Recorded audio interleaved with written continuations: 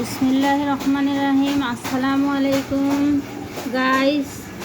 আজকে আমাদের রান্না হয়েছে মুরগির গোস্ত আর সাদা ভাত।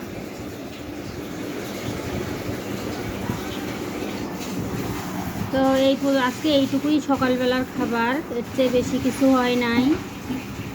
তো আপনাদের যদি ভালো লাগে তাহলে লাইক, সাবস্ক্রাইব, কমেন্ট করবেন। রান্না আর কি দেখাবো, রান্না সবাই পারে। আজকাল রান্নার ভিডিও দিতে ইচ্ছা করে না, তাই আমি শর্টস ভিডিও এগুলোই দেই।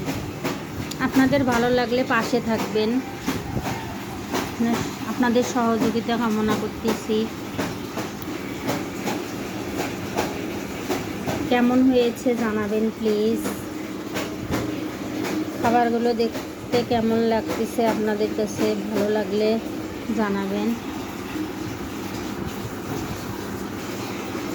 আজ এই পর্যন্তই, কত দেখা হবে পরের ভিডিওতে। আল্লাহ হাফেজ।